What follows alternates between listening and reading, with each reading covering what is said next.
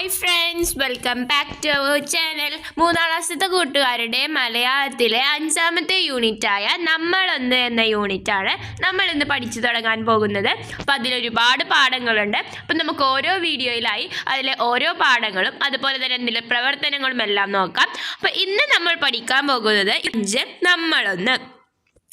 ആദ്യം തന്നെ ഇവിടെ BR അംബേദ്കറിൻ്റെ ജനാധിപത്യം എന്നത് ഒത്തുചേർന്നുള്ള ജീവിതമാണ്. അപ്പോൾ നമ്മളിപ്പോൾ ജീവിക്കുന്നത് ജനാധിപത്യമുള്ള രാജ്യത്താണ്. അതായത് ജനാധിപത്യം എന്ന് പറയുന്നത് എല്ലാവരും കൂടി ഒത്തുചേർന്നിട്ടുള്ള ജീവിതമാണ് എന്നാണ് BR അംബേദ്കർ ഇവിടെ പറയുന്നത്. ഇവിടെ BR അംബേദ്കറിൻ്റെയും മഹാത്മാഗാന്ധിയുടെ. ഇനി നമ്മൾ പഠിക്കാൻ പോകുന്നത് കുട്ടമ്മാനും കൊട്ടാരവും. അപ്പോൾ നമുക്കത് നോക്കാം. കുട്ടമ്മാനും കൊട്ടാരവും. കുട്ടമ്മാൻ എങ്ങോട്ടാ?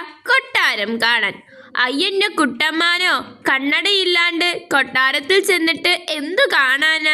കുട്ടമ്മാൻ ഉടനെ മടങ്ങിച്ചെന്ന് കാലില്ലാത്ത കണ്ണടയെടുത്ത് മൂക്കത്ത് വെച്ച് വീണ്ടും പുറപ്പെട്ടു. കുട്ടമ്മാൻ എങ്ങോട്ടാ? കൊട്ടാരം കാണാൻ.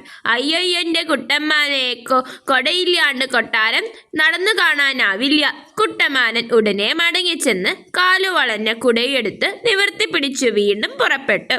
കുട്ടമ്മാൻ എങ്ങോട്ടാ? കൊട്ടാരം കാണാൻ. അയ്യൻ്റെ കുട്ടമ്മാനെ കണ്ണട വെച്ച് കൊട പിടിച്ച് ചെന്ന കൊട്ടാരത്തിൽ കയറ്റുമോ? എന്താ കയറ്റാണ്ട്?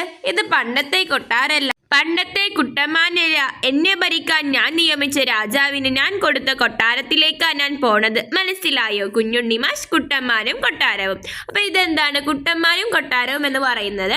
അതായത് ഒരാളുടെ പരാതി, അതായത് അദ്ദേഹം കൊട്ടാരത്തിലേക്ക് പോവുകയാണ്. അതായത് കൊട്ടാരം എന്ന് പറയുന്നത് പണ്ടത്തെ രാജാക്കന്മാർ താമസിക്കുന്ന സ്ഥലം, അല്ലെങ്കിൽ തന്നെയാണ് നമ്മൾ കൊട്ടാരം പറയുന്നത്. പക്ഷെ ഇവിടെ കൊട്ടാരം എന്ന് പറയുന്നത് എന്താണ്? അതായത് കുട്ടനാമൻ പറയുന്നത് പണ്ടത്തെ കുട്ടനാമനല്ല.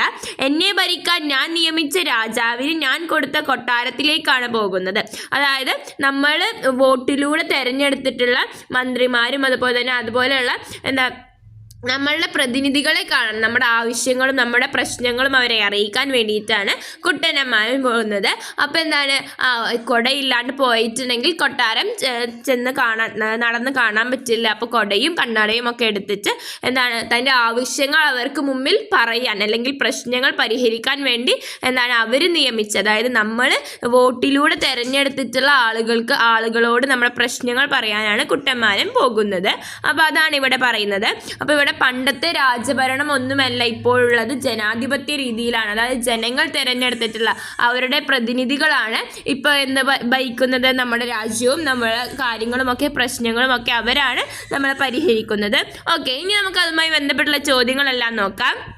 ഞാൻ അടുത്ത പ്രവർത്തനം പാഠഭാഗം വായിക്കൂ. വീട്ടിലുള്ളവരും ടീച്ചറുമൊത്ത് വായിച്ചു കേൾപ്പിക്കും. അത് നിങ്ങൾ ചെയ്യേണ്ട പ്രവർത്തനമാണ്. രണ്ടാമത്തേത്, ഈ കഥയിലെ നിങ്ങൾക്ക് കണ്ടെത്തിയ പ്രത്യേകതകൾ എന്തെല്ലാമാണ്?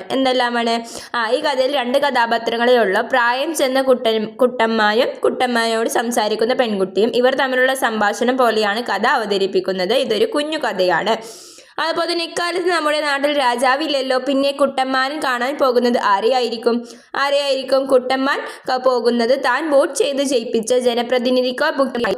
അതുപോലെ തന്നെ അടുത്ത ചോദ്യം, എന്നെ ഭരിക്കാൻ ഞാൻ നിയമിച്ച രാജാവിന് ഞാൻ കൊടുത്ത കൊട്ടാരത്തിലേക്കാണ് ഞാൻ പോണത്. മനസ്സിലായോ? ഇതുകൊണ്ട് കുട്ടമ്മാൻ എന്താണ് ഉദ്ദേശിക്കുന്നത്? ജനങ്ങൾ വോട്ട് ചെയ്ത് ജയിപ്പിച്ച ജനപ്രതിനിധികൾ ഇരിക്കുന്ന നിയമസഭയോ മന്ദിരത്തിലേക്കാണ് കുട്ടമ്മാൻ പോകുന്നത്. അതാണ് എന്നെ ഭരിക്കാൻ ഞാൻ നിയമിച്ച രാജാവിനെ ഞാൻ കൊടുത്ത കൊട്ടാരത്തിലേക്കാണ് പോകുന്നത് എന്ന് കുട്ടമ്മാൻ പറഞ്ഞത്. അതുപോലെ തന്നെ അടുത്ത ചോദ്യം, ടീച്ചറോടൊത്ത് സമ്മാന പൊതി എന്ന കളി കളിച്ചുവല്ലോ. ഇതിൽ നിന്ന് എന്തെല്ലാം പുതിയ പാഠങ്ങൾ കണ്ടെത്തി?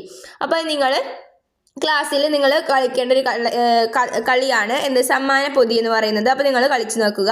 അതുപോലെ തന്നെ കുട്ടമ്മാൻ്റെ കഥ ഭാവനാടകമായി അവതരിപ്പിക്കും. അപ്പോൾ അതും ക്ലാസ്സിൽ ചെയ്യേണ്ടതാണ്. അപ്പോൾ ഇത്രയും കാര്യങ്ങളാണ് ഈ യൂണിറ്റിൻ്റെ ആദ്യത്തെ പാഠത്തിലുള്ളത്. അപ്പോൾ നിങ്ങൾക്ക് മനസ്സിലായെന്ന് വിചാരിക്കുന്നു. അപ്പോൾ അടുത്ത പാഠങ്ങളായി നമുക്ക് അടുത്ത വീഡിയോകളിൽ കാണാം. Thanks for watching.